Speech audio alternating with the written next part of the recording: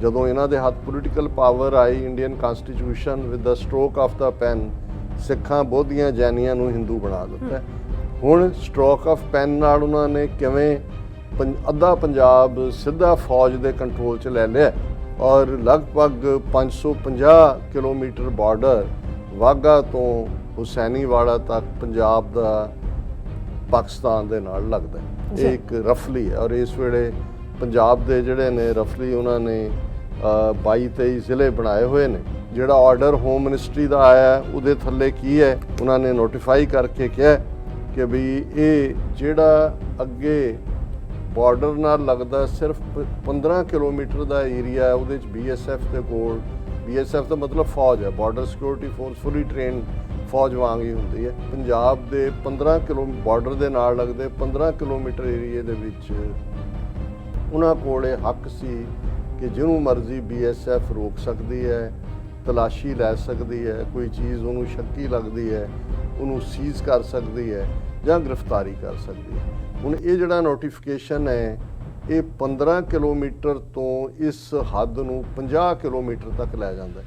Kilometre border ਦੀ ਗੱਲ ਕਰੋ ਪਾਕਿਸਤਾਨ ਨਾਲ ਲੱਗਦਾ ਹੈ ਤੇ ਅੰਦਰ ਤੁਹਾਡੇ ਕੋਲ 50 ਕਿਲੋਮੀਟਰ ਤੱਕ ਜਾਣ ਦਾ ਹੱਕ ਹੈ ਤੇ ਇਸ ਦਾ ਮਤਲਬ ਹੈ ਕਿ 50,350 ਸਕੁਅਰ ਕਿਲੋਮੀਟਰ ਚੋਂ ਲਗਭਗ 25,000 ਸਕੁਅਰ ਕਿਲੋਮੀਟਰ ਏਰੀਆ ਸਿੱਧਾ ਫੌਜ ਦੇ ਕੰਟਰੋਲ 'ਚ ਆ ਗਿਆ। ਹੁਣ ਇਹ ਸਾਰੇ ਜਿਹੜੇ ਨੇ ਉਹਨਾਂ ਦੇ ਵਿੱਚ ਐਬਸੋਲੂਟ ਪਾਵਰ BSF ਦੇ ਇੱਕ ਸਪਾਈ ਦੇ ਕੋਲ ਵੀ ਹੈ। ਉਹ ਜਿਹਨੂੰ ਮਰਜ਼ੀ ਰੋਕ ਸਕਦਾ ਹੈ, ਜਿਹਨੂੰ ਮਰਜ਼ੀ ਤਲਾਸ਼ੀ ਲੈ ਸਕਦਾ ਹੈ, ਜਿਹੜੇ ਮਰਜ਼ੀ ਘਰ ਦੇ ਉੱਤੇ ਗ੍ਰਨੇਡ ਸੁੱਟ ਸਕਦਾ ਹੈ ਕਿ ਅੰਦਰ ਜਿਹੜੀ ਹੈ ਸ਼ੱਕੀ ਕਾਰਵਾਈ ਸੀ। ਸੋ ਕੁੱਲ ਮਿਲਾ ਕੇ ਇਹ ਫੌਜ ਨੇ ਅੱਧਾ ਪੰਜਾਬ ਜਿਹੜਾ ਹੈ ਉਹ ਆਪਣੇ ਕੋਲ ਲੈ ਲਿਆ ਔਰ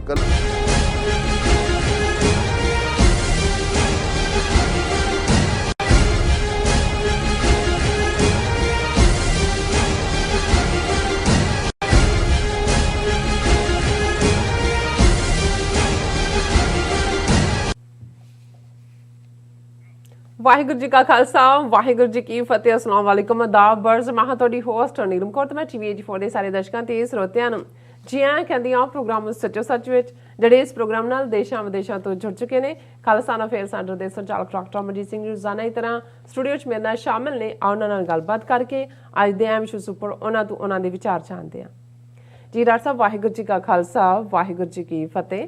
ਹਾਂਜੀ ਨੀਲਮ ਕੌਰ ਜੀ, ਤੁਹਾਨੂੰ ਵੀ ਤੇ ਦੁਨੀਆ ਭਰ 'ਚ ਬੈਠੇ ਸਾਡੇ ਬਹੁਤ ਹੀ ਪਿਆਰੇ ਸੋਹਣੇ ਸਿਆਣੇ TV84 ਦੇ ਦਰਸ਼ਕਾਂ ਨੂੰ ਵੀ ਵਾਹਿਗੁਰੂ ਜੀ ਕਾ ਖਾਲਸਾ ਵਾਹਿਗੁਰੂ ਜੀ ਕੀ ਫਤਿਹ ਤੇ ਸਾਡੇ ਬਹੁਤ ਹੀ ਪਿਆਰੇ ਮੁਸਲਮਾਨ ਭੈਣਾਂ ਭਰਾਵਾਂ ਨੂੰ अस्सलाम वालेकुम। जी डॉक्टर साहब जी आनू प्रोग्राम सच्चो सच विच बहुत शुक्रिया जी। डॉक्टर साहब आज 13 अक्तूबर 2021 29 नानकशाही संमत 553 ਦਾ ਦਿਨ ਹੈ ਤੇ ਡਾਕਟਰ ਸਾਹਿਬ ਪ੍ਰੋਗਰਾਮ ਸ਼ੁਰੂ ਕਰਨ ਤੋਂ ਪਹਿਲਾਂ ਅਸੀਂ ਆਪਣੇ ਦਰਸ਼ਕਾਂ ਤੇ ਸਰੋਤਿਆਂ ਨੂੰ ਹਮੇਸ਼ਾ ਤਰ੍ਹਾਂ ਦਾ ਸੀ ਵਿਊਅਰਸ ਜੇ ਤੁਸੀਂ ਹੱਕ ਸੱਚ ਇਨਸਾਫ ਤੇ ਪਹਿਰਾ ਦਿਨ ਦਾ ਇੱਕੋ ਇੱਕ ਚੈਨਲ TV84 ਨੂੰ ਦੇਖਣਾ ਚਾਹੁੰਦੇ ਹੋ ਤਾਂ ਤੁਸੀਂ ਦੇਖ ਸਕਦੇ ਹੋ ਸਪੈਕਟਰਮ ਕੇਬਲ, ਆਰਸੀਨ ਕੇਬਲ, ਬੈਲਫਾਵਰ ਕੇਬਲ ਕੈਨੇਡਾ, roku, ਚਾਦੂ ਬਾਕਸ, ਸ਼ਾਵਾ, ਫੇਸਬੁੱਕ TV84 ਦੀ ਐਪ ਰਾਹੀਂ online streaming and IP box ਤੇ ਤੁਸੀਂ TV84 ਨੂੰ ਦੇਖ ਸਕਦੇ ਹੋ।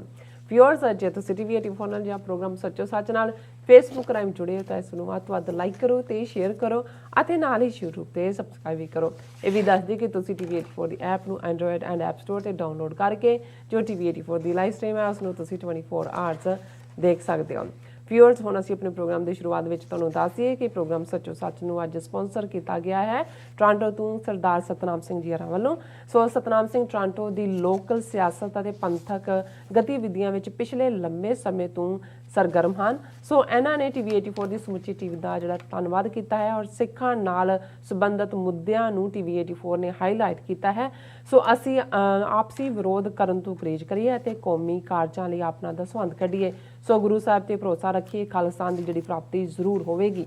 ਸੋ ਅੱਜ ਦੀ ਸਪਾਂਸਰਸ਼ਿਪ ਲਈ ਅਸੀਂ ਸਰਦਾਰ ਸਤਨਾਮ ਸਿੰਘ ਜੀ ਹੋਰਾਂ ਦਾ ਤਹਿ ਦਿਲ ਤੋਂ ਧੰਨਵਾਦ ਕਰਦੇ ਹਾਂ ਔਰ ਤੁਹਾਨੂੰ ਵੀ ਅਪੀਲ ਤੇ ਬੇਨਤੀ ਕਰਦੇ ਹਾਂ ਕਿ ਤੁਸੀਂ ਪ੍ਰੋਗਰਾਮ ਸੱਚੋ ਸੱਚ ਨੂੰ ਵੱਧ ਤੋਂ ਵੱਧ ਸਪਾਂਸਰ ਕਰੋ। ਸਪਾਂਸਰਸ਼ਿਪ ਲਈ ਤੁਸੀਂ ਸਾਨੂੰ ਕਾਲ ਕਰ ਸਕਦੇ ਹੋ ਸਾਡੇ ਫੋਨ ਨੰਬਰ ਤੇ 5166191984। ਤੁਸੀਂ ਸਾਨੂੰ ਸੇਮ ਨੰਬਰ ਤੇ WhatsApp ਕਰ ਸਕਦੇ ਹੋ ਤੇ ਸਾਨੂੰ ਈਮੇਲ ਵੀ ਕਰ ਸਕਦੇ ਹੋ info@tv84.tv ਤੇ।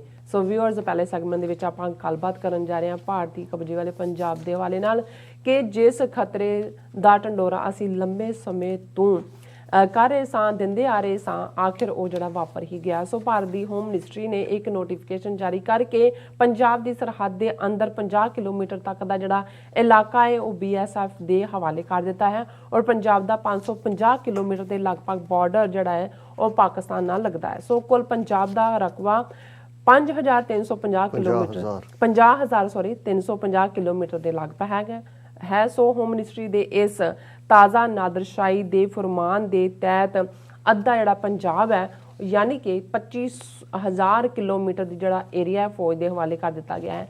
ਸੋ ਇਸ ਇਲਾਕੇ ਵਿੱਚ BSF ਯਾਨੀ ਕਿ ਫੌਜ ਕਿਸੇ ਵੀ ਜਗ੍ਹਾ ਦੀ ਤਲਾਸ਼ੀ ਕਰਕੇ ਸਮਾਨ ਨੂੰ ਜ਼ਬਤ ਕਰਨਾ ਅਤੇ ਕਿਸੇ ਨੂੰ ਵੀ ਸ਼ੱਕੀ ਦਾਰੇ ਕਹਿ ਕੇ ਉਸ ਨੂੰ ਗ੍ਰਿਫਤਾਰ ਕਰ ਸਕਦੀ ਹੈ। ਸੋ ਇਸ ਲਈ ਉਹਨਾਂ ਨੂੰ ਪੰਜਾਬ ਦੀ ਜਿਹੜੀ ਪੁਲਿਸ ਨੂੰ ਦੱਸਣ ਪੁੱਛਣ ਦੀ ਕੋਈ ਲੋੜ ਨਹੀਂ ਹੈ। ਸੋ ਜ਼ਾਹਿਰ ਹੈ ਕਿ ਅੱਧਾ ਪੰਜਾਬ ਮੋਦੀ ਨੇ ਸਿੱਧਾ ਫੌਜ ਦੇ ਹਵਾਲੇ ਜਿਹੜਾ ਕਰ ਦਿੱਤਾ ਹੈ।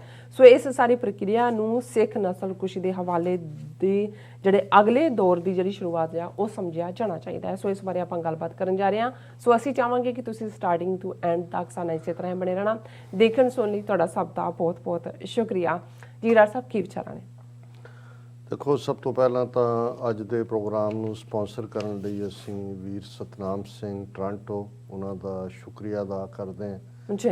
ਬੜੇ ਹੀ ਸੂਝਵਾਨ ਨੌਜਵਾਨ ਨੇ, ਪੂਰੇ ਜਿਸਟ ਗੱਲ ਦੀ ਸਮਝਦੇ ਨੇ ਔਰ ਐਕਟਿਵਿਜ਼ਮ ਜਿਸ ਦੇ ਲਈ ਇੱਕ ਇੰਟੈਲੈਕਟ ਦੀ ਲੋੜ ਹੁੰਦੀ ਹੈ ਉਹ ਵੀ ਉਹਨਾਂ ਦੇ ਵਿੱਚ ਹੈ, ਕਿਉਂਕਿ ਉਹਨਾਂ ਦੀ ਐਜੂਕੇਸ਼ਨ ਇੱਕ ਚੰਗੇ ਅੰਗਰੇਜ਼ੀ ਸਕੂਲਾਂ ਦੇ ਮਾਹੌਲ ਵਿੱਚ ਹੋਈ। ਕੈਨੇਡਾ 'ਚ ਆ ਕੇ ਵੀ ਇਮਾਨਦਾਰੀ ਨਾਲ ਕਿਰਤ ਕਰਦੇ ਨੇ ਸਾਰਾ ਪਰਿਵਾਰ। ਹੁਣ ਤਾਂ ਉਹਨਾਂ ਦੇ ਨਾਲ ਉਹਨਾਂ ਦੀ ਸਿੰਘਣੀ ਵੀ ਟਰੱਕ ਦੇ ਉੱਤੇ ਹੁੰਦੀ ਹੈ।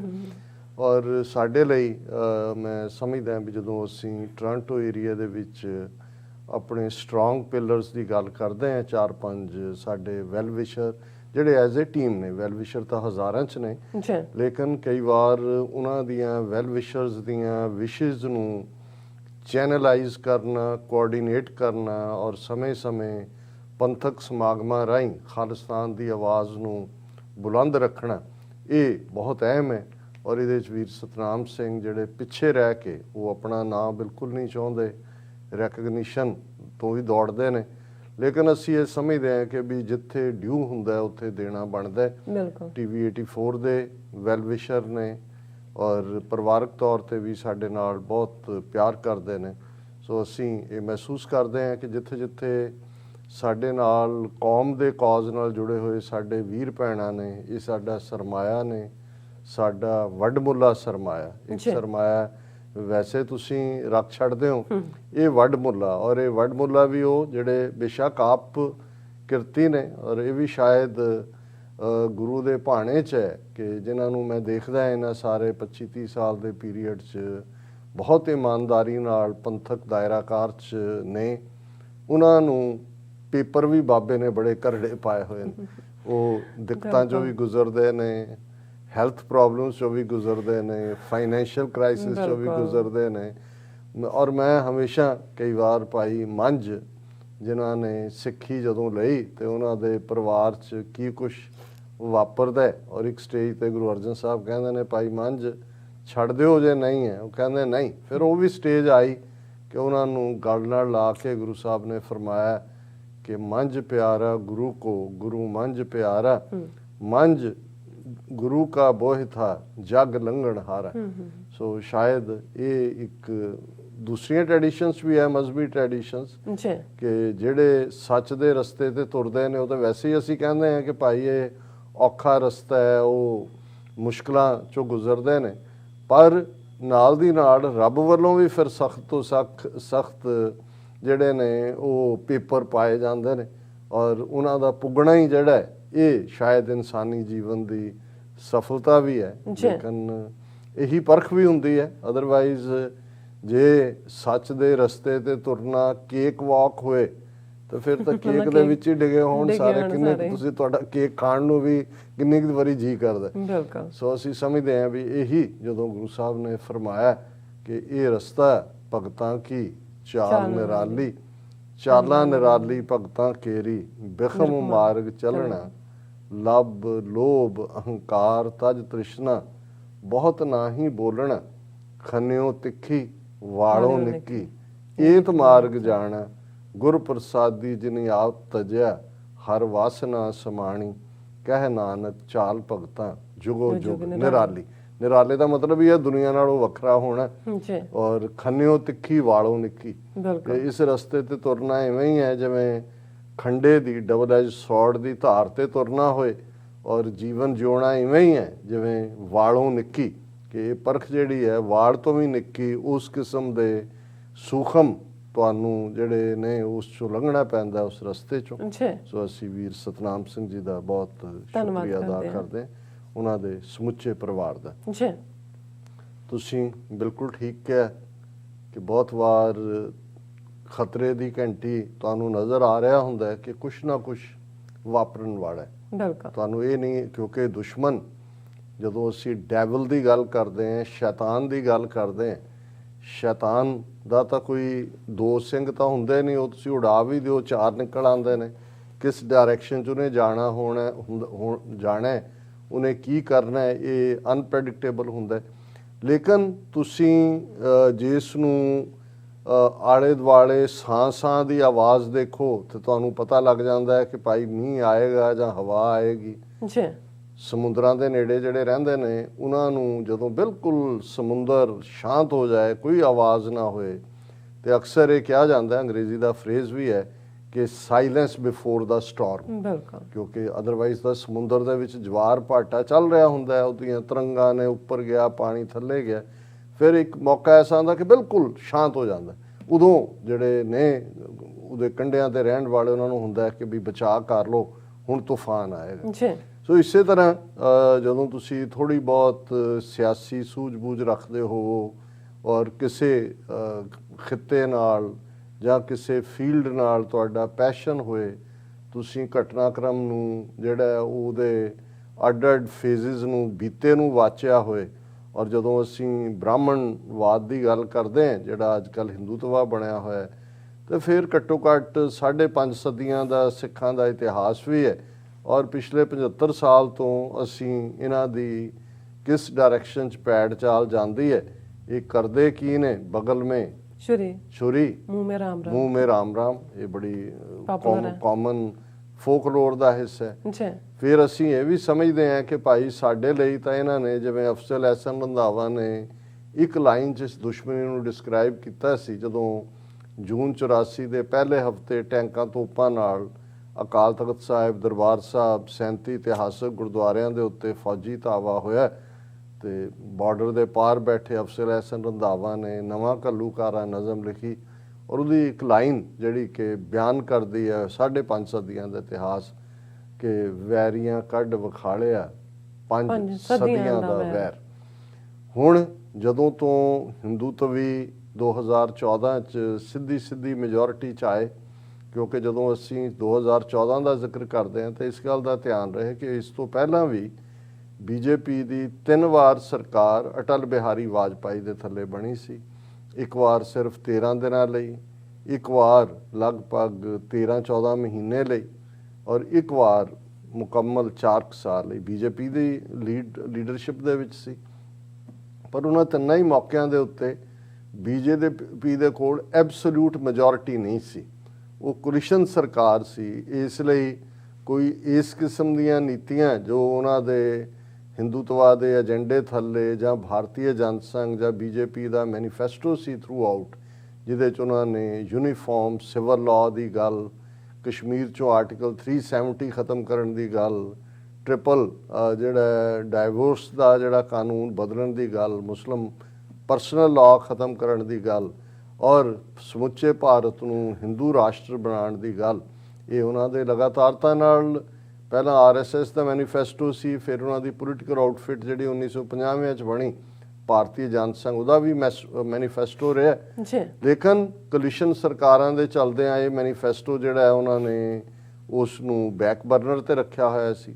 ਪਰ ਜਿਉਂ ਹੀ 2014 ਦੇ ਵਿੱਚ ਮੋਦੀ ਦੀ ਸਰਕਾਰ ਬਣੀ, ਉਦੋਂ ਅਜੇ ਹਾਲਾਂ ਇੰਨੀ ਮੈਜੋਰਿਟੀ ਨਹੀਂ ਸੀ ਜਿੰਨੀ 2019 ਚ ਆਈ, ਤੇ ਅਸੀਂ ਉਹ ਤਬਦੀਲੀ ਦੇਖਣੀ ਸ਼ੁਰੂ ਕਰ ਦਿੱਤੀ ਜੀ ਕਿ ਕਿਵੇਂ ਜਿਹੜਾ ਉਹ ਲਵ ਜਿਹਾਦ ਦੇ ਨਾਂ ਥੱਲੇ ਗਊ ਮਾਤਾ, ਐਂਟਾਈ ਕਨਵਰਸ਼ਨ ਲਾਜ਼, ਗਊ ਪ੍ਰੋਟੈਕਸ਼ਨ ਲਾਜ਼, ਇਸ ਕਿਸਮ ਦੇ ਥੱਲੇ ਮੁਸਲਮਾਨਾਂ ਤੇ ਹਮਲੇ, ਨਫ਼ਰਤ, ਪਾਕਿਸਤਾਨ ਦੇ ਖਿਲਾਫ, ਉਹ ਸਾਰਾ ਪਾਰਟ ਉਹ ਚੱਲਦਾ ਰਿਹਾ। ਪਰ 2019 ਤੱਕ ਪਹੁੰਚਦੇ ਆ ਤੇ ਫਿਰ ਜਦੋਂ 300 ਤੋਂ ਜ਼ਿਆਦਾ ਸੀਟਾਂ ਉਸੇ ਹੀ ਨਫ਼ਰਤ ਨੂੰ ਫੈਲਾ ਕੇ ਉਹਨਾਂ ਨੇ ਲਈਆਂ, ਤੇ ਫਿਰ ਤਾਂ ਅਸੀਂ 2019 ਦੇ ਪਹਿਲੇ ਅਗਸਤ ਮਹੀਨੇ 'ਚ ਹੀ ਦੇਖਦੇ ਹਾਂ ਇਲੈਕਸ਼ਨਾਂ ਖਤਮ ਹੋ ਕੇ ਹਟਦੀਆਂ ਨੇ। ਪਹਿਲੇ ਸੈਸ਼ਨ ਦੇ ਵਿੱਚ ਹੀ 5 ਅਗਸਤ 2019 ਨੂੰ ਜੰਮੂ ਕਸ਼ਮੀਰ ਦਾ ਜਿਹੜਾ ਉਹ ਖਤਮ ਕਰ ਦਿੱਤਾ ਜਾਂਦਾ ਹੈ ਸਾਰਾ ਹੀ, ਉਸ ਦਾ ਸਟੇਟਸ, ਆਈਨੀ ਰੁਤਬਾ, ਉਸ ਦਾ ਸੂਬੇ ਦਾ ਵਜੂਦ। ਫਿਰ ਸੀਏ ਔਰ ਐਨਆਰਪੀ ਵਰਗੇ ਕਾਨੂੰਨ ਲਿਆਂਦੇ ਜਾਂਦੇ ਨੇ।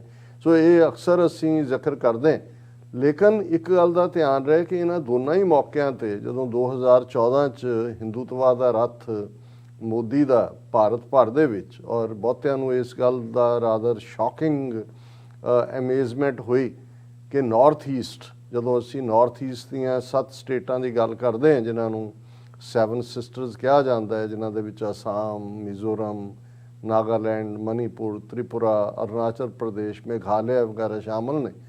ਤੇ ਇਹਨਾਂ ਬਾਰੇ ਤਾਂ ਅਕਸਰ ਸਾਡੀ ਵੀ ਇਹੀ ਪਰਸੈਪਸ਼ਨ ਕਿ ਕ੍ਰਿਸਚੀਅਨ ਸਟੇਟਸ, ਟਰਾਈਬਲ ਸੁਸਾਇਟੀ ਔਰ ਦੂਜੀ ਕੋਈ ਹਿੰਦੂਤਵਾ ਦੀ ਅਸਾਮ ਦੀ ਥੋੜ੍ਹੀ ਬਹੁਤ ਬੈਲਟ ਜਿਹੜੀ ਹੈ, ਜਿਹੜੀ ਬੰਗਾਲ ਦੇ ਦਾ ਹਿੱਸਾ ਰਹੀ ਹੈ, ਉਹਦੇ 'ਚ ਥੋੜ੍ਹੇ ਬਹੁਤ ਹਿੰਦੂਆਂ ਦਾ ਪ੍ਰਭਾਵ ਰਿਹਾ। ਲੇਕਿਨ ਅਸਾਮੀਆਂ ਨੇ ਤਾਂ ਰੈਸਟ ਆਫ ਇੰਡੀਆ ਤੋਂ ਸੈਪਰੇਟ ਹੋਣ ਦੇ ਲਈ ਆਪਣੀ ਸੈਪਰੇਟਿਸਟ ਮੂਵਮੈਂਟ 84-85 ਪੀਰੀਅਡ 'ਚ ਚਲਾਈ ਸੀ। ਸੋ ਇਹ ਸੋਚਿਆ ਵੀ ਨਹੀਂ ਸੀ ਜਾ ਸਕਦਾ ਕਿ ਨਾਰਥ ਈਸਟ ਦੀਆਂ ਆਲਮੋਸਟ 7 ਦੀਆਂ 7 ਸਟੇਟਾਂ ਦੇ ਉੱਤੇ ਹੀ ਬੀਜੇਪੀ ਦਾ ਕੰਟਰੋਲ ਹੋਏਗਾ, ਜਾਂ ਉਹਨਾਂ ਦੀ ਸਿੱਧੀ ਸਰਕਾਰ, ਜਿਵੇਂ ਅਸਾਮ 'ਚ ਉਹਨਾਂ ਦੀ ਮੈਜੋਰਿਟੀ ਔਰ ਦੂਸਰਿਆਂ 'ਚ ਕੋਲੀਸ਼ਨ ਦੇ ਨਾਂ ਥੱਲੇ ਉਹਨਾਂ ਦਾ ਪਾਰਟ। ਪਰ ਉਹ ਵੀ ਜਿਹੜਾ ਹੋਇਆ ਪੋਸੀਬਲ।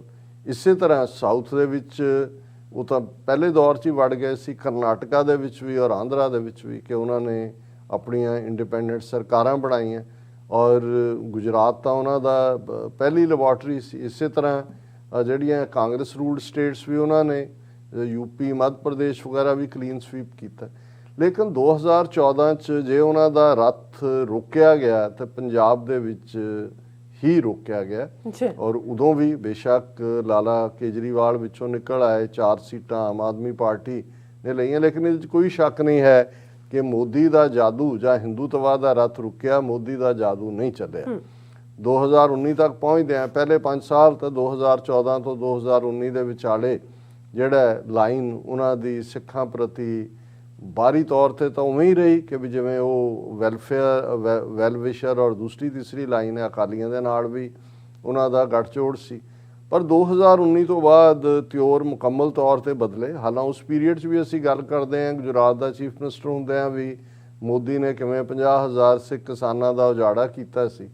ਲੇਕਿਨ 2019 ਤੋਂ ਬਾਅਦ ਤਿਉਰ ਬਿਲਕੁਲ ਬਦਲੇ, ਔਰ ਉਸੇ ਦੌਰ ਦੇ ਵਿੱਚ ਅਸੀਂ ਦੇਖਦੇ ਹਾਂ ਕਿ ਕਿਵੇਂ 3 ਖੇਤੀ ਕਾਨੂੰਨ ਵੀ ਲਿਆਂਦੇ ਗਏ। ਇਹਦੇ ਬਾਵਜੂਦ ਕਿ ਬਾਦਲ ਅਕਾਲੀ ਦਲ ਭਾਈਵਾਲ ਸੀ, ਉਹ ਹਾਲਾਤ ਬਣ ਗਏ ਪੰਜਾਬ ਦੇ ਵਿੱਚ ਵੀ ਉਹਨਾਂ ਨੂੰ ਵੀ ਆਪਣਾ ਛੱਡਣਾ ਪਿਆ, ਪਰ ਉਹਨਾਂ ਨੇ ਕੋਈ ਪਰਵਾਹ ਨਹੀਂ ਕੀਤੀ। ਇੱਕ ਹੁੰਦਾ ਵੀ ਤੁਸੀਂ ਮਨਾਉਣ ਦੀ ਕੋਸ਼ਿਸ਼ ਕਰਦੇ ਹੋ 50 ਸਾਲ ਦੀ ਜਿਹੜੀ, ਕਿਉਂਕਿ ਉਹਨਾਂ ਨੇ ਮਿਥ ਲਿਆ ਸੀ ਕਿ ਭਾਈ ਇੱਕ ਉਹਨਾਂ ਨੇ ਵਿਕਟਰੀ ਗੁਜਰਾਤ 'ਚ ਮਾਰ ਕੇ ਮੁਸਲਮਾਨਾਂ ਨੂੰ ਕੱਢੀ ਸੀ, ਹਿੰਦੂ ਹਿਰਦੇ ਸਮਰਾਟ ਬਣਾਇਆ ਸੀ। ਫਿਰ ਉਹਨਾਂ ਨੇ ਪੁਲਵਾਮਾ, ਪਾਕਿਸਤਾਨ, ਇਹ ਉਹ ਕੀਤਾ ਸਾਰਾ, ਔਰ ਮੁਸਲਮਾਨਾਂ ਦੇ ਖਿਲਾਫ ਨਫ਼ਰਤ। ਕਿ ਅਗਲਾ ਹੁਣ ਜਿਹੜਾ ਹੈ ਕਿ ਭਾਈ ਇਹ ਸਿੱਖ ਜਿਹੜੇ ਸਾਡਾ ਰੱਥ ਰੋਕ ਲੈਂਦੇ ਨੇ, ਔਰ ਇਹੀ ਖੜੇ ਨੇ, ਕਸ਼ਮੀਰੀਆਂ ਦੇ ਨਾਲ ਵੀ ਖੜ ਗਏ, ਕਸ਼ਮੀਰੀ ਬੱਚੀਆਂ ਨੂੰ ਘਰੋਂ ਘਰੀ ਪਹੁੰਚਾਉਣ ਤੱਕ ਗਏ, ਸੀਏ ਦੇ ਖਿਲਾਫ ਵੀ ਖੜ ਗਏ। ਸੋ ਇਹ 2019 ਦੇ ਵਿੱਚ ਹੀ ਉਹਨਾਂ ਨੇ ਇਸ ਲਾਈਨ ਦਾ ਫੈਸਲਾ ਕਰ ਲਿਆ ਸੀ ਬਿਲਕੁਲ ਕਿ ਸਿੱਖਾਂ ਨੂੰ ਸਬਕ ਸਿਖਾਉਣਾ ਹੈ, ਜਿਹਨੂੰ ਕਈ ਸਿਆਣੇ ਸਿੱਖ ਇੰਟੈਲੈਕਚੁਅਲ ਜੈਨੋਸਾਈਡ 2 ਦਾ ਨਾਂ ਦੇ ਰਹੇ ਸੀ। ਕਿ ਵੀ ਇੱਕ ਜੈਨੋਸਾਈਡ ਜੂਨ 84, ਨਵੰਬਰ 84 ਤੋਂ 94-95 ਤੱਕ, ਕਿਉਂਕਿ ਉਹ ਜੈਨੋਸਾਈਡ 1 ਦੇ ਹੀ 3 ਪਾਰਟ ਨੇ, ਜਿਹਦੇ 'ਚ ਕਿ ਟੋਟਲ ਵਾਰ ਜਿਹੜੀ ਉਹਨਾਂ ਨੇ ਡਿਕਲੇਅਰ ਕੀਤੀ ਉਹ ਪੰਜਾਬ ਦੇ ਵਿੱਚ, ਉਹ ਬੇਸ਼ੱਕ ਇੰਦਰਾ ਗਾਂਧੀ ਨੇ ਉਸ ਦੀ ਸ਼ੁਰੂਆਤ ਕੀਤੀ, ਰਾਜੀਵ ਗਾਂਧੀ ਨੇ ਕੰਟੀਨਿਊ ਕੀਤਾ, ਔਰ ਈਵਨ ਚੰਦਰ ਸ਼ੇਖਰ ਔਰ ਵੀਪੀ ਸਿੰਘ ਵਰਗੇ ਜਿਹੜੇ ਨਾਨ ਕਾਂਗਰਸ ਹਕੂਮਤਾਂ ਸੀ ਉਹਨਾਂ ਦੇ ਵੇਲੇ ਵੀ ਜਾਰੀ ਰਹੇ। ਔਰ ਹੁਣ ਜਿਹੜੀ ਜੈਨੋਸਾਈਡ 2 ਦੇ ਥੱਲੇ 2019 ਤੋਂ ਬਾਅਦ ਅਸੀਂ ਵਰਤਾਰਾ ਦੇਖਿਆ, ਕਿਸਾਨ ਕਾਨੂੰਨ ਵੀ ਜਿਹਨੂੰ ਅਸੀਂ final steps towards economical genocide of ਦਾ 6 ਕਹਿੰਦੇ, ਇਹ ਵੀ ਇਸ ਪੀਰੀਅਡ 'ਚ ਆਇਆ। ਔਰ ਅਸੀਂ ਇਹ ਦੇਖ ਰਹੇ ਹਾਂ ਕਿ ਕਿਵੇਂ ਬੇਸ਼ੱਕ ਇੱਕ ਇੰਟਰਨੈਸ਼ਨਲ ਪ੍ਰੈਸ਼ਰ ਦੇ ਬਿਲਟ ਹੁੰਦੇ ਆ, ਜਿਹੜਾ 9 ਨਵੰਬਰ 2019 ਨੂੰ ਕਰਤਾਰਪੁਰ ਸਾਹਿਬ ਦਾ ਲਾਂਘਾ ਪਾਕਿਸਤਾਨ ਇਸ ਹੱਦ ਤੱਕ ਗਿਆ ਓਬਲਾਈਜ਼ ਕਰਨ ਦੇ ਲਈ ਸਿੱਖ ਕੌਮ ਨੂੰ ਕਿ ਖੋਲ੍ਹਣਾ ਉਹਨਾਂ ਦੀ ਮਜਬੂਰੀ ਬਣ ਗਈ।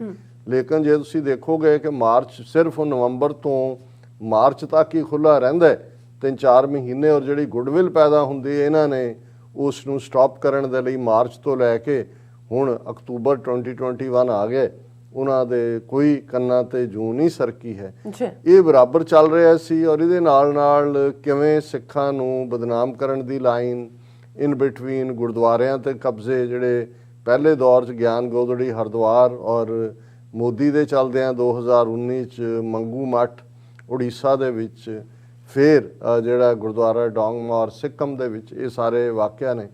ਹੁਣ ਜਦੋਂ ਇਹ ਸਾਰਾ ਜਿਹੜਾ ਚੈਲੰਜ ਹੈ ਉਹ ਇੰਟਰਨੈਸ਼ਨਲ ਲੈਵਲ ਤੇ ਵੀ ਉਹਨਾਂ ਨੂੰ, ਜਿਵੇਂ ਕਿਸਾਨ ਮੁੱਦੇ ਦੇ ਉੱਤੇ ਸਿੱਖਾਂ ਨੇ ਇੰਟਰਨੈਸ਼ਨਲ ਲੌਬੀ ਕੀਤੀ ਔਰ ਲੇਟੈਸਟ ਜੋ ਮੋਦੀ ਦਾ 3 ਰੋਜ਼ਾ ਦੌਰਾ ਜਿਵੇਂ ਉਸ ਨੂੰ ਚੇਜ਼ ਕੀਤਾ, ਐਕਸਪੋਜ਼ ਕੀਤਾ ਔਰ ਇਸ ਵਾਰ ਉਹਦਾ ਝੂਠ ਵਿਕਿਆ ਨਹੀਂ ਹੈ। ਔਰ ਗੱਲ ਇੱਥੋਂ ਤੱਕ ਵੀ ਆਈ ਕਿ ਵਾਈਸ ਪ੍ਰੈਜ਼ੀਡੈਂਟ ਜਿਹੜੀ ਹੈ ਉਹ ਬੀਬੀ ਨੇ, ਕਮਲਾ ਹੈਰਿਸ ਨੇ, ਉਹਨੂੰ ਜਮਹੂਰੀਅਤ ਦਾ ਸਬਕ ਵੀ ਸਿਖਾਇਆ।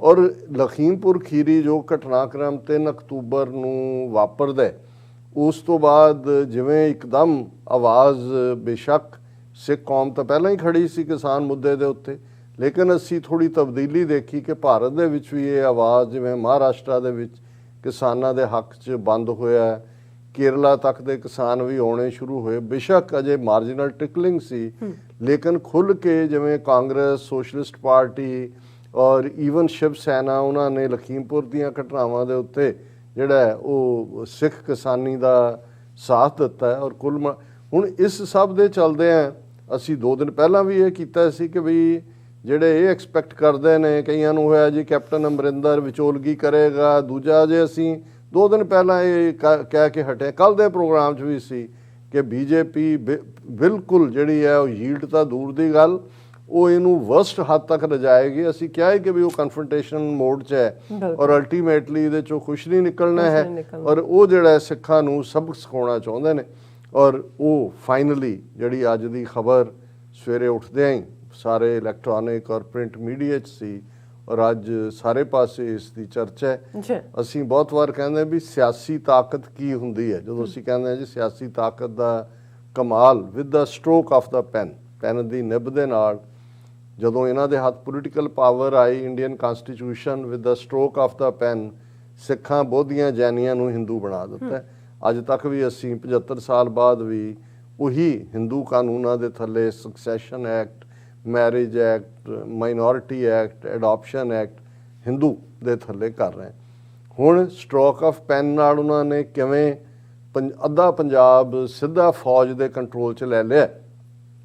ਹੁਣ ਪੰਜਾਬ ਦਾ ਰਫਲੀ 50,350 ਸਕੁਅਰ ਕਿਲੋਮੀਟਰ ਦੇ ਲਗਭਗ ਏਰੀਆ ਔਰ ਲਗਭਗ 550 ਕਿਲੋਮੀਟਰ ਬਾਰਡਰ ਵਾਘਾ ਤੋਂ ਹੁਸੈਨੀਵਾਲਾ ਤੱਕ ਪੰਜਾਬ ਦਾ ਪਾਕਿਸਤਾਨ ਦੇ ਨਾਲ ਲੱਗਦਾ ਹੈ। ਇਹ ਇੱਕ ਰਫਲੀ ਹੈ ਔਰ ਇਸ ਵੇਲੇ ਪੰਜਾਬ ਦੇ ਜਿਹੜੇ ਨੇ ਰਫਲੀ ਉਹਨਾਂ ਨੇ 22-23 ਜ਼ਿਲ੍ਹੇ ਬਣਾਏ ਹੋਏ ਨੇ।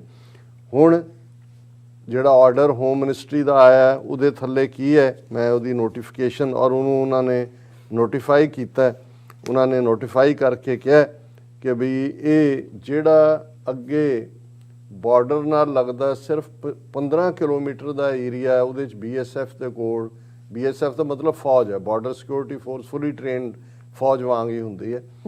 ਅੱਗੇ ਇਹ ਸੀ ਕਿ ਵੀ ਪੰਜਾਬ ਦੇ 15 ਕਿਲੋ ਬਾਰਡਰ ਦੇ ਨਾਲ ਲੱਗਦੇ 15 ਕਿਲੋਮੀਟਰ ਏਰੀਏ ਦੇ ਵਿੱਚ ਉਹਨਾਂ ਕੋਲ ਇਹ ਹੱਕ ਸੀ ਕਿ ਜਿਹਨੂੰ ਮਰਜ਼ੀ BSF ਰੋਕ ਸਕਦੀ ਹੈ, ਤਲਾਸ਼ੀ ਲੈ ਸਕਦੀ ਹੈ, ਕੋਈ ਚੀਜ਼ ਉਹਨੂੰ ਸ਼ੱਕੀ ਲੱਗਦੀ ਹੈ ਉਹਨੂੰ ਸੀਜ਼ ਕਰ ਸਕਦੀ ਹੈ ਜਾਂ ਗ੍ਰਿਫਤਾਰੀ ਕਰ ਸਕਦੀ ਹੈ। ਹੁਣ ਇਹ ਜਿਹੜਾ ਨੋਟੀਫਿਕੇਸ਼ਨ ਹੈ ਇਹ 15 ਕਿਲੋਮੀਟਰ ਤੋਂ ਇਸ ਹੱਦ ਨੂੰ 50 ਕਿਲੋਮੀਟਰ ਤੱਕ ਲੈ ਜਾਂਦਾ। ਹੁਣ ਤੁਸੀਂ ਜੇ 550 ਜਿਹੜਾ ਕਿਲੋਮੀਟਰ ਬਾਰਡਰ ਦੀ ਗੱਲ ਕਰੋ ਪਾਕਿਸਤਾਨ ਨਾਲ ਲੱਗਦਾ ਹੈ ਤੇ ਅੰਦਰ ਤੁਹਾਡੇ ਕੋਲ 50 ਕਿਲੋਮੀਟਰ ਤੱਕ ਜਾਣ ਦਾ ਹੱਕ ਹੈ ਤੇ ਇਸ ਦਾ ਮਤਲਬ ਹੈ ਕਿ 50,350 ਸਕੁਅਰ ਕਿਲੋਮੀਟਰ ਚੋਂ ਲਗਭਗ 25,000 ਸਕੁਅਰ ਕਿਲੋਮੀਟਰ ਏਰੀਆ ਸਿੱਧਾ ਫੌਜ ਦੇ ਕੰਟਰੋਲ 'ਚ ਆ ਗਿਆ। ਜੀ ਉਹਦੇ ਨਾਲ ਲਗਭਗ ਪੰਜਾਬ ਦੇ ਸਾਰੇ ਹੀ 6 ਸਰਹੱਦੀ ਜ਼ਿਲ੍ਹੇ ਜਿਨ੍ਹਾਂ ਦੇ ਵਿੱਚ ਅੰਮ੍ਰਿਤਸਰ ਹੈ, ਤਰਨਤਾਰਨ ਹੈ, ਪਠਾਨਕੋਟ ਹੈ ਔਰ ਗੁਰਦਾਸਪੁਰ ਹੈ, ਉਧਰੋਂ ਫਿਰੋਜ਼ਪੁਰ ਔਰ ਫਾਜ਼ਿਲਕਾ ਹੈ, ਇਹ ਸਾਰੀ ਉਹੀ ਬੈਲਟ ਹੈ ਜਿੱਥੋਂ ਮੈਕਸਿਮਮ, ਜੇ ਅਸੀਂ ਜੁਝਾਰੂ ਲਹਿਰ ਦੀ ਗੱਲ ਕਰੀਏ ਕਿ ਅਣਖ ਵਾਲੇ ਲੋਕ ਵਸਦੇ ਨੇ, ਇਹ ਸਾਰੀ ਖਾਲਿਸਤਾਨ ਦੀ ਮੂਵਮੈਂਟ 'ਚ ਵੀ ਉਹਨਾਂ ਦੀ ਵੱਡੀ ਕੰਟਰੀਬਿਊਸ਼ਨ ਹੈ, ਉਸ ਤੋਂ ਪਹਿਲਾਂ ਵੀ 18ਵੀਂ ਸਦੀ ਦੇ ਸਿੱਖ ਇਤਿਹਾਸ 'ਚ ਵੀ। ਹੁਣ ਇਹ ਸਾਰੇ ਜਿਹੜੇ ਨੇ ਉਹਨਾਂ ਦੇ ਵਿੱਚ ਐਬਸੋਲੂਟ ਪਾਵਰ BSF ਦੇ ਇੱਕ ਸਪਾਈ ਦੇ ਕੋਲ ਵੀ ਹੈ। ਉਹ ਜਿਹਨੂੰ ਮਰਜ਼ੀ ਰੋਕ ਸਕਦਾ ਹੈ, ਜਿਹਨੂੰ ਮਰਜ਼ੀ ਤਲਾਸ਼ੀ ਲੈ ਸਕਦਾ ਹੈ, ਜਿਹੜੇ ਮਰਜ਼ੀ ਘਰ ਦੇ ਉੱਤੇ ਗ੍ਰੇਨੇਡ ਸੁੱਟ ਸਕਦਾ ਹੈ ਕਿ ਅੰਦਰ ਜਿਹੜੀ ਹੈ ਸ਼ੱਕੀ ਕਾਰਵਾਈ ਸੀ। ਸੋ ਕੁੱਲ ਮਿਲਾ ਕੇ ਇਹ ਫੌਜ ਨੇ ਅੱਧਾ ਪੰਜਾਬ ਜਿਹੜਾ ਹੈ ਉਹ ਆਪਣੇ ਕੋਲ ਲੈ ਲਿਆ। ਔਰ ਕੱਲਾ ਇਹੀ ਨਹੀਂ ਹੈ, ਜਿਵੇਂ ਨਾਰਥ ਈਸਟ ਦੀਆਂ ਲਗਭਗ ਸਾਰੀਆਂ ਸਟੇਟਾਂ ਲੰਬੇ ਸਮੇਂ ਤੋਂ ਫੌਜ ਦੇ ਕੰਟਰੋਲ 'ਚ ਹੀ ਨੇ। ਜੇ ਤੁਸੀਂ ਉਸ ਏਰੀਏ ਦੇ ਵਿੱਚ ਜਾਣਾ ਤੇ ਤੁਹਾਨੂੰ ਸਪੈਸ਼ਲ ਪਰਮਿਸ਼ਨ ਲੈਣੀ ਪੈਂਦੀ ਹੈ, ਸਪੈਸ਼ਲ ਪਾਸਪੋਰਟ ਹੁੰਦਾ ਹੈ, ਪਰਮਿਟ ਹੁੰਦਾ ਹੈ। ਸੋ ਇਸ ਕਿਸਮ ਦੇ ਵੀ ਜਿਹੜੇ ਨੇ ਉਹ ਲਾਗੂ ਕੀਤੇ ਜਾਣਗੇ। ਔਰ ਇਹ ਖਬਰ ਸਾਰੇ ਪਾਸੇ ਹੈ ਕਿ ਵੀ Ministry of Home Affairs empowers BSF to make raids arrest up to 50 kilometre from international border in Punjab. ਔਰ ਇਹੀ ਜਿਹੜਾ ਹੈ ਨਾਲ ਦੀ ਨਾਲ ਵੈਸਟ ਬੰਗਾਲ 'ਚ ਵੀ ਕਿ ਵੀ ਉਹ ਨਾਲ ਲੱਗਦਾ ਬੰਗਲਾਦੇਸ਼ ਦੇ। ਅਜੇ ਮਮਤਾ ਬੈਨਰਜੀ ਦਾ ਰਿਐਕਸ਼ਨ ਤਾਂ ਨਹੀਂ ਆਇਆ ਇਹਦੇ ਤੇ। ਅਸਾਮ ਔਰ ਤ੍ਰਿਪੁਰਾ, ਉਹ ਅਸਾਮ ਤ੍ਰਿਪੁਰਾ ਪਹਿਲਾਂ ਹੀ ਇਹ ਹੈ, ਬੰਗਲਾਦੇਸ਼ ਦਾ ਕੋਈ ਫਰਕ ਨਹੀਂ ਪੈਂਦਾ ਕਿਉਂਕਿ ਉਹਦੇ 'ਚ ਬਹੁਤ ਸਾਰੇ ਨਾਲੇ ਖੱਡਾਂ ਇੱਧਰ ਉੱਧਰ ਨੇ। ਔਰ ਵੈਸੇ ਵੀ ਬੰਗਲਾਦੇਸ਼ ਦੇ ਨਾਲ ਇਹਨਾਂ ਦੀ ਇਹ ਸਰਹੱਦ ਜਿਹੜੀ ਹੈ ਉਹ ਫਰੈਂਡਲੀ ਸਰਹੱਦੀ ਹੈ। ਹੁਣ ਰਾਜਸਥਾਨ 'ਚ ਇਹ ਜਿਹੜੀ ਹੱਦ ਹੈ ਪਹਿਲਾਂ ਹੀ 50 ਕਿਲੋਮੀਟਰ ਸੀ ਕਿਉਂਕਿ ਜਿੱਥੋਂ ਰਾਜਸਥਾਨ ਦਾ ਬਾਰਡਰ ਤਾਂ ਡੈਜ਼ਰਟ ਹੈ, ਇੱਥੇ ਤੁਹਾਡਾ ਇੱਕਦਮ ਵਾਗਾ ਤੋਂ ਹੁਸੈਨੀਵਾੜਾ ਤੱਕ ਨਾਲ ਦੀ ਨਾਲ ਆਬਾਦੀ ਸ਼ੁਰੂ ਹੋ ਜਾਂਦੀ। ਉੱਥੇ 50 ਕਿਲੋਮੀਟਰ ਤੱਕ ਤਾਂ ਡੈਜ਼ਰਟ, ਉੱਥੇ ਤਾਂ ਕੋਈ ਆਬਾਦੀ ਨਹੀਂ ਹੈ, ਬਿਲਕੁਲ ਦੂਰ ਦੂਰ ਕੋਈ ਝੁੱਗੀ ਚੌਂਪੜੀ ਹੈ। ਔਰ ਇਸੇ ਤਰ੍ਹਾਂ ਹੁਣ ਜਿਹੜਾ ਬਾਰਡਰ ਆਲਰੇਡੀ ਗੁਜਰਾਤ ਦੇ ਵਿੱਚ 50 ਕਿਲੋਮੀਟਰ ਦੀ ਹੱਦ ਸੀ ਜਿਹਦੇ 'ਚ BSF ਦੇ ਕੋਲ ਰਾਈਟ ਸੀ, ਉੱਥੇ 80 ਕਿਲੋਮੀਟਰ ਦੀ। ਸੋ 80 ਕਿਲੋਮੀਟਰ ਨੂੰ ਘਟਾ ਕੇ ਗੁਜਰਾਤ ਦੇ ਵਿੱਚ 50 ਕਿਲੋਮੀਟਰ ਕਰ ਦਿੱਤੀ ਗਈ। ਹੁਣ ਦੇਖੋ, ਜਦੋਂ ਅਸੀਂ ਪਿਛਲੇ ਦਿਨਾਂ 'ਚ ਖਬਰਾਂ ਦੇਖੀਆਂ ਔਰ ਇਹਨੇ ਅੱਜ ਕਿਸੇ ਨੇ ਕਮੈਂਟ ਕੀਤਾ ਸੀ ਕਿ ਵੀ ਆਂਡਾ ਕਿਤੇ ਤੇ ਕੁੜਕੁੜ ਕਿਤੇ, ਕਿ ਜਿਹੜੀ ਇਹਨਾਂ ਦੇ ਉਸ ਮੁੰਦਰਾ ਪੋਰਟ ਜਿਹੜੀ ਗੁਜਰਾਤ 'ਚ ਹੈ ਉਸ ਦੇ ਵਿੱਚ ਜਿਹੜੀ ਹੈ 20,000 ਕਰੋੜ ਦੀ ਡਰੱਗ ਫੜੀ ਜਾਂਦੀ ਹੈ। ਹੁਣ ਮੁੰਦਰਾ ਪੋਰਟ ਅਡਾਨੀ ਜਿਹਨੂੰ ਓਨ ਕਰਦਾ ਹੈ ਉਹਦੇ 'ਚ 20,000 ਕਰੋੜ ਦੀ ਡਰੱਗ ਫੜੀ ਗਈ। ਲੇਕਿਨ ਗੁਜਰਾਤ ਦੇ ਵਿੱਚ ਬਾਰਡਰ ਜਿਹੜਾ BSF ਦੇ ਹਵਾਲੇ ਹੈ ਉਹ 80 ਕਿਲੋਮੀਟਰ ਤੋਂ 50 ਕਿਲੋਮੀਟਰ ਕਰਤਾ ਕਿ ਭਾਈ ਨਹੀਂ। ਔਰ ਪੰਜਾਬ 'ਚ ਜਿਹਦਾ ਕੋਈ ਉਸ ਨਾਲ ਲਾਗਾ ਦੇਗਾ ਨਹੀਂ ਹੈ, ਉਹਦੇ 'ਚ ਤੁਸੀਂ ਅੱਧਾ ਪੰਜਾਬ ਜਿਹੜਾ ਉਹ BSF ਦੇ ਹਵਾਲੇ ਕਰ ਦਿੱਤਾ ਹੈ, ਫੌਜ ਦੇ ਹਵਾਲੇ ਕਰ ਦਿੱਤਾ ਹੈ। ਔਰ ਇਸ ਗੱਲ ਦਾ ਵੀ ਧਿਆਨ ਰਹੇ ਕਿ ਇਨਫੈਕਟ ਇਹ ਹੁਣ ਬਾਰਡਰ ਹੀ ਬਣਾ ਦਿੱਤਾ। ਅੱਧਾ ਪੰਜਾਬ ਬਾਰਡਰ ਦੇ ਥੱਲੇ ਕਰਨ ਦਾ ਮਤਲਬ ਇਹ ਹੈ, ਇਹੀ ਗੱਲ ਜਨਰਲ ਹਰਬਖਸ਼ ਸਿੰਘ ਜਿਨ੍ਹਾਂ ਨੇ, ਮੈਂ ਉਹਨਾਂ ਦਾ ਰੈਲੇਵੈਂਟ ਰੈਫਰੈਂਸ ਡਿਸਕਸ ਕਰਾਂਗਾ, ਉਹਨਾਂ ਦੀ ਕਿਤਾਬ ਜਿਹੜੀ ਉਹਨਾਂ ਨੇ ਲਿਖੀ ਕਿ ਕਿਵੇਂ 65 ਦੇ ਵਿੱਚ ਉਹ ਵੈਸਟਰਨ ਕਮਾਂਡ ਨੂੰ ਕਮਾਂਡ ਕਰ ਰਹੇ ਸੀ ਔਰ ਉਸ ਵੇਲੇ ਦੇ ਫੌਜੀ ਜਨਰਲ ਨੇ ਖੇਮਕਰਨ ਔਰ ਇਸ ਸੈਕਟਰ ਜਿੱਥੇ ਕਿ ਪੈਟਰਨ ਟੈਂਕਸ ਐਡਵਾਂਸ ਕਰ ਰਹੇ ਸੀ, ਉਹਨਾਂ ਨੂੰ ਇਹ ਆਰਡਰ ਕੀਤਾ ਸੀ ਕਿ ਫੌਜ ਲੈ ਕੇ ਬਿਆਸਾ ਦੇ ਉਰੇ ਆ ਜਾਓ। ਸੋ ਜਿਹੜੀ ਹੁਣ 50 ਕਿਲੋਮੀਟਰ ਦੀ ਹੱਦ ਇਹਨਾਂ ਨੇ ਬਣਾਈ ਆ ਉਹ ਇਹੀ ਹੈ। ਉਹਦਾ ਸੀ ਕਿ ਮਾਝਾ ਜਿਹੜਾ ਉਹ ਸਾਰਾ ਤੁਸੀਂ ਅਬੈਂਡਨ ਕਰ ਦਿਓ। ਔਰ ਉਹਨੇ ਅਣਖੀ ਸਿੱਖ ਨੇ ਇਸ ਨੂੰ ਰੈਜ਼ਿਸਟ ਕੀਤਾ। ਬੇਸ਼ੱਕ ਉਹਦੀ ਸਜ਼ਾ ਉਹਨੂੰ ਬਾਅਦ ਚ ਮਿਲੀ ਕਿ ਉਹਨੂੰ ਕਦੇ ਵੀ ਜਨਰਲ ਨਹੀਂ ਬਣਨ ਦਿੱਤਾ ਗਿਆ, ਲੇਕਿਨ ਜਿਹੜੀ ਗੱਲ ਇਹ ਉਦੋਂ ਜਿਹੜਾ ਬਰਬਾਦ ਕਰਵਾਉਣਾ ਚਾਹੁੰਦੇ ਸੀ ਮਾਝੇ ਨੂੰ, ਔਰ ਇਹ ਉਦੋਂ ਆਮ ਸੀ 65 ਦੀ ਜੰਗ ਵੇਲੇ, ਇਹ ਸ਼ਾਇਦ ਜੇ ਚਰਚਾ ਨਾ ਹੁੰਦਾ ਤਾਂ ਇਹਨਾਂ ਨੇ ਖੁਦ ਹੀ ਬੰਬ ਮਾਰ ਕੇ ਪਾਕਿਸਤਾਨ ਦੇ ਖਾਤੇ 'ਚ ਪਾਣੇ ਸੀ। ਔਰ ਉਦੋਂ ਇਹ ਕਿਹਾ ਗਿਆ ਸੀ ਕਿ ਵੀ ਇਹਨਾਂ ਨੇ ਦੇਖ ਲਿਆ ਕਿ ਇਹ ਸਿੱਖਾਂ ਦੀ ਸਟਰੈਂਥ ਜਿਹੜੀ ਖਾਸ ਤੌਰ ਤੇ ਫਾਈਟਰਸ ਇਹ ਮਾਝਾ ਬੈਲਟ 'ਚ ਨੇ, ਉਹ ਕਿ ਭਾਈ ਇਹ ਤੁਸੀਂ ਇਧਰ ਇਹਨੂੰ ਲੈ ਆਓ। ਬਿਆਸਾ ਉਰਾਰ ਹਰਬਖਸ਼ ਸਿੰਘ ਨੂੰ ਕਿਹਾ ਔਰ ਖੁਦ ਹੀ ਉਹਨਾਂ ਨੇ ਉੱਥੇ ਬੰਬ ਮਾਰ ਕੇ ਉਹਨਾਂ ਨੇ ਪਾਕਿਸਤਾਨ ਦੇ ਹਵਾਲੇ ਔਰ ਤੁਸੀਂ ਬਿਆਸਾ ਉਰਾਰ ਦੇ ਦੇਖੋ ਫਿਰ ਕੀ ਹੈ ਵੀ ਦਰਬਾਰ ਸਾਹਿਬ ਵੀ ਤੁਹਾਡਾ ਨਹੀਂ ਸੀ ਰਹਿੰਦਾ ਔਰ ਤੁਹਾਡੇ ਅੰਮ੍ਰਿਤਸਰ, ਗੁਰਦਾਸਪੁਰ ਔਰ ਇਹ ਜਿਹੜੇ ਜ਼ਿਲ੍ਹੇ ਨੇ, ਹੁਣ ਤਾਂ ਤਰਨਤਾਰਨ ਵੀ ਜ਼ਿਲ੍ਹਾ ਉਦੋਂ ਉਹਦਾ ਹਿੱਸਾ ਹੀ ਸੀ ਅੰਮ੍ਰਿਤਸਰ ਦਾ, ਇਹ ਸਾਰਿਆਂ ਦੀ ਜਿਹੜੀ ਹੈ ਬਰਬਾਦੀ ਦਾ ਜਿਹੜਾ ਬਿਲਕੁਲ ਰਾਹ ਪੱਧਰਾ ਹੋਣਾ ਸੀ।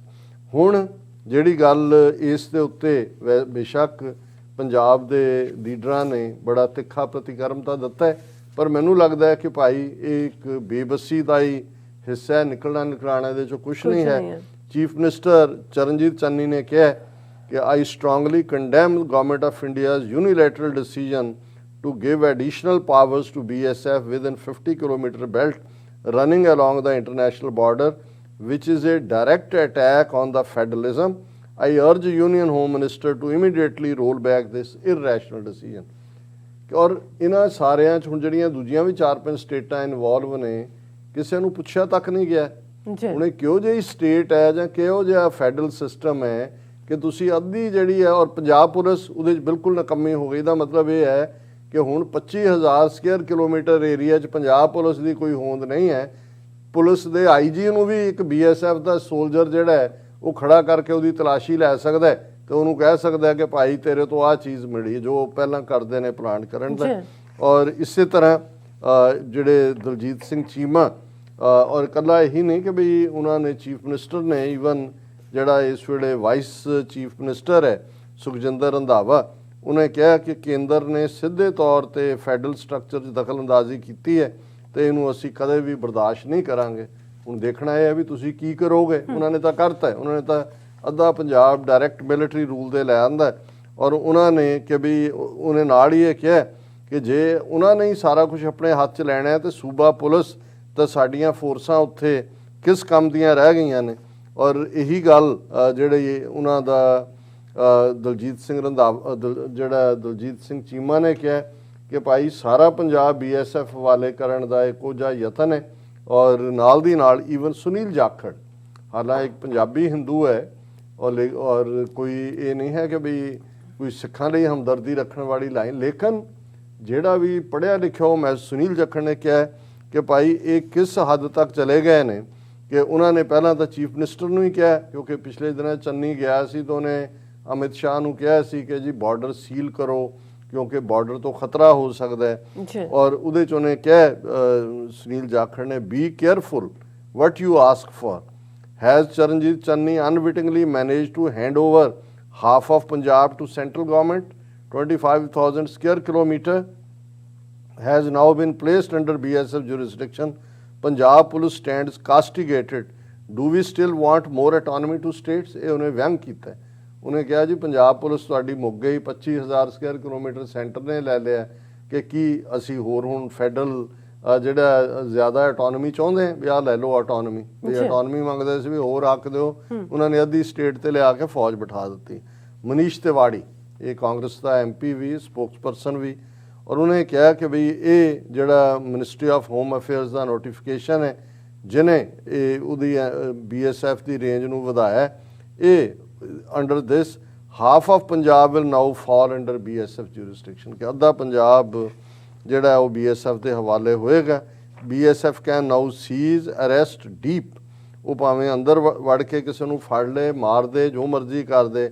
ਔਰ ਨਾਲ ਦੀ ਨਾਲ ਇਹ ਜਿਹੜੀਆਂ ਨੇ ਉਹਨੇ ਕਿਹਾ ਕਿ ਵੀ ਇਹ ਪਾਵਰਸ ਬਿਲਕੁਲ ਫੈਡਰਲ ਸਿਸਟਮ ਦਾ ਮਜ਼ਾਕ ਉਡਾਉਣ ਦੀ ਲਾਈਨ ਹੈ। ਹੁਣ ਜਿਹੜਾ ਟਰੇਟਰਾਂ ਦਾ ਟਰੇਟਰ, ਜਦੋਂ ਅਸੀਂ ਆਲੇ ਤੋਂ ਅਮਰਿੰਦਰ ਤੱਕ ਇਹ ਪਟਿਆਲਾ ਖਾਨਦਾਨ ਦੇ ਗੱਦਾਰਾਂ ਦੀ ਗੱਲ ਕਰਦੇ ਔਰ ਕਿ ਭਾਈ ਇਹ ਜਦੋਂ ਲੱਥਾ ਵੀ ਹੈ ਚੀਫ ਮਿਨਿਸਟਰੀ ਤੋਂ ਜਾ ਕੇ ਉਹਨੂੰ ਮਿਲਿਆ ਅਮਿਤ ਸ਼ਾਹ ਨੂੰ, ਤੇ ਅਸੀਂ ਕਿਹਾ ਕਿ ਭਾਈ ਇਹ ਕੁਛ ਨਾ ਕੁਛ ਐਸਾ ਰਿੱਝ ਰਿਹਾ। ਹੁਣ ਰਿੱਝ ਕੀ ਰਿਹਾ ਸਾਨੂੰ ਤਾਂ ਸੀ ਵੀ ਚਲੋ ਜੇ ਸਿਵਿਲੀਅਨ ਪ੍ਰੈਜ਼ੀਡੈਂਟ ਰੂਲ ਲਾਗੂ ਹੁੰਦਾ ਉਹਦੀ ਤਾਂ ਉਹ ਤਾਂ ਸਮਝ ਆ ਸਕਦਾ ਸੀ, ਉਹ ਤਾਂ ਫਿਰ ਵੀ ਗਵਰਨਰ ਰੂਲ ਸਿਵਿਲੀਅਨ ਥੱਲੇ ਹੁਣ ਤਾਂ ਅੱਧਾ ਪੰਜਾਬ ਫੌਜ ਦੇ ਹਵਾਲੇ ਕਰ ਦਿੱਤਾ। ਲੇਕਿਨ ਅਮਰਿੰਦਰ ਸਿੰਘ ਦਾ ਤੁਸੀਂ ਉਹੀ ਇੱਕੋ ਇੱਕ ਹੈ ਜਿਹੜਾ ਵੈਲਕਮ ਕਰ ਰਿਹਾ। ਉਹ ਕਹਿ ਰਿਹਾ our soldiers are being killed in Kashmir, we are seeing more and more weapons and drugs being pushed by Pak back terrorist ਨੂੰ Punjab. BSF's enhanced presence and powers will only make us stronger. Let us not drag central armed forces into politics. Captain Amarinder. ਹੁਣ ਇਸ ਤੋਂ ਵੱਡਾ ਟਰੇਟਰ ਹੁਣ ਇਹ ਕਿਸ ਸਜ਼ਾ ਦਾ ਹੱਕਦਾਰ ਹੈ, ਮੈਂ ਉਹ ਲਫ਼ਜ਼ ਕਹਿ ਨਹੀਂ ਸਕਦਾ। ਉਹ ਕਹਿ ਰਿਹਾ ਇਹਨੂੰ BSF ਨੂੰ ਨਾ ਸਿਆਸਤ ਦੇ ਵਿੱਚ ਲਿਆਓ, ਇਹ ਜਿਹੜਾ ਇਹ ਬਹੁਤ ਜ਼ਰੂਰੀ, ਇਹਦੇ ਨਾਲ ਅਸੀਂ ਬਹੁਤ ਮਜ਼ਬੂਤ ਹੋਵਾਂਗੇ। ਇਹ ਹੈ ਅਮਰਿੰਦਰ, ਉਸ ਆਲੇ ਦੀ ਔਲਾਦ, ਔਰ ਕਿਸ ਹੱਦ ਤੱਕ ਜਾ ਕੇ ਹੁਣ ਉਹਨੂੰ ਲੱਗਦਾ ਕਿ ਬਈ ਇਹ ਬਾਕੀ ਵੀ ਜਿਹੜਾ ਇਹਨਾਂ ਨੂੰ ਪਾਸੇ ਕਰਕੇ ਸ਼ਾਇਦ ਮੈਨੂੰ ਹੀ ਐਡਮਿਨਿਸਟ੍ਰੇਟਰ ਉਸ ਦਾ ਲਾ ਦੇਣ। ਇਹ ਆਉਣ ਵਾਲਾ ਸਟੈਪ, ਔਰ ਅਸੀਂ ਜਿਵੇਂ ਇਸ ਸੈਗਮੈਂਟ ਦੇ ਟਾਈਟਲ 'ਚ ਤੁਸੀਂ ਕਿਹਾ ਕਿ ਇਹ ਸਿੱਖ ਜੈਨੋਸਾਈਡ 2 ਹੈ। ਅੱਛਾ ਇਸ ਗੱਲ ਦਾ ਇਹ ਸਿਰਫ ਇਹ ਨਹੀਂ ਹੈ ਕਿ ਵੀ ਉੱਥੇ ਇਕੱਲੇ ਦੀ ਤਾਂ ਇਸ ਬਹਾਨੇ ਨਾਲ ਨੌਜਵਾਨਾਂ ਨੂੰ ਪਿਕ ਕੀਤਾ ਜਾਏਗਾ, ਦਹਿਸ਼ਤਗਰਦੀ ਨਾਲ ਜੋੜਿਆ ਜਾਏਗਾ, ਪਾਕਿਸਤਾਨ ਦੇ ਏਜੰਟ ਬਣਾਇਆ ਜਾਏਗਾ। ਔਰ ਆਲਰੇਡੀ ਜਿਹੜਾ ਜੈਨੋਸਾਈਡ 2 ਵੱਡੇ ਪੈਮਾਨੇ ਦੇ ਉੱਤੇ ਆਉਣ ਵਾਲੇ ਦਿਨਾਂ ਦੇ ਵਿੱਚ ਅਸੀਂ ਦੇਖਾਂਗੇ, ਬਿਲਕੁਲ ਉਸ ਦੀ ਇੰਪਲੀਮੈਂਟੇਸ਼ਨ ਕਰ ਦਿੱਤੀ ਗਈ ਹੈ ਔਰ ਉਸ ਦੀ ਪ੍ਰੋਸੈਸਿੰਗ ਸ਼ੁਰੂ ਹੋ ਗਈ। ਜੀ ਡਾਕਟਰ ਸਾਹਿਬ ਤੁਹਾਡਾ ਬਹੁਤ ਬਹੁਤ ਸ਼ੁਕਰੀਆ, ਤੁਸੀਂ ਆਪਣੇ ਵਿਚਾਰ ਸਾਡੇ ਦਰਸ਼ਕਾਂ ਨਾਲ ਸਾਂਝੇ ਕੀਤੇ ਨੇ। ਸੋ ਇੱਥੇ ਲੈਣੇ ਬ੍ਰੇਕ, ਔਰ ਬ੍ਰੇਕ ਤੇ ਜਾਣ ਤੋਂ ਪਹਿਲਾਂ ਅਸੀਂ ਆਪਣੇ ਦਰਸ਼ਕਾਂ ਤੇ ਸਰੋਤਿਆਂ ਨੂੰ ਅਪੀਲ ਦੀ ਬੇਨਤੀ ਕਰਦੀ ਵਿਊਅਰਸ ਆ, ਜਿਸ ਤਰ੍ਹਾਂ ਕਿ ਤੁਸੀਂ ਜਾਣਦੇ ਹੋ ਕਿ TV 84 ਹੱਕ ਸੱਚ ਇਨਸਾਫ ਦੀ ਜਿਹੜੀ ਆਵਾਜ਼ ਹੈ ਉਹ ਬੁਲੰਦ ਕਰ ਰਿਹਾ। ਇਹ ਆਵਾਜ਼ ਤੁਹਾਡੇ ਪਿਆਰ ਸਦਕਾ, ਤੁਹਾਡੇ ਵਿਸ਼ਵਾਸ ਸਦਕਾ, ਤੁਹਾਡੇ ਡੋਨੇਸ਼ਨ ਸਦਕਾ ਹੀ ਹੋ ਸਕਦੀ ਹੈ। ਸੋ ਅਸੀਂ ਚਾਹਾਂਗੇ ਕਿ ਤੁਸੀਂ TV 84 ਦੀ ਵੱਧ ਤੋਂ ਵੱਧ ਮਾਈਕ ਸਹਾਇਤਾ ਕਰੋ। ਤੁਸੀਂ ਆਪਣੀ ਮਾਈਕ ਸਹਾਇਤਾ ਸਾਡੀ ਵੈਬਸਾਈਟ tv84.tv ਤੇ ਜਾ ਕੇ ਪੇਪਲ ਦੀ ਵਰਤੋਂ ਕਰਕੇ ਵਨ ਟਾਈਮ ਡੋਨੇਟ ਕਰ ਸਕਦੇ ਹੋ, ਮੰਥਲੀ ਡੋਨੇਟ ਵੀ ਕਰ ਸਕਦੇ ਹੋ। ਤੁਸੀਂ TV 84 ਦੇ ਨਾਮ ਤੇ ਚੈੱਕ ਬਣਾ ਕੇ ਸਾਨੂੰ ਮੇਲ ਵੀ ਕਰ ਸਕਦੇ ਹੋ ਸਾਡੇ ਇਸ ਪਤੇ ਤੇ 36-01 37th Avenue, Long Island City, New York 11101 USA, ਜਾਂ ਫਿਰ ਤੁਸੀਂ ਸਾਨੂੰ ਫੋਨ ਰਾਹੀਂ ਵੀ ਸੰਪਰਕ ਕਰ ਸਕਦੇ ਸਾਡੇ ਫੋਨ ਨੰਬਰ ਤੇ 5166191984। ਤੁਸੀਂ ਸਾਨੂੰ ਈਮੇਲ ਵੀ ਕਰ ਸਕਦੇ ਹੋ info@tv84.tv ਤੇ। ਅਸੀਂ ਤੁਹਾਡੇ ਤਹਿ ਦਿਲ ਤੋਂ ਸ਼ੁਕਰਗੁਜ਼ਾਰ ਹੋਵਾਂਗੇ। ਸੋ ਇੱਥੇ ਲੈਣੇ ਬ੍ਰੇਕ ਵਿਊਅਰਸ, ਤੁਸੀਂ ਸਾਨੂੰ ਇਸੇ ਤਰ੍ਹਾਂ ਬਣੇ ਰਹਿਣਾ। ਮਿਲਦੇ ਹਾਂ ਆਫਟਰ ਦਿਸ ਸ਼ਾਰਟ ਬ੍ਰੇਕ।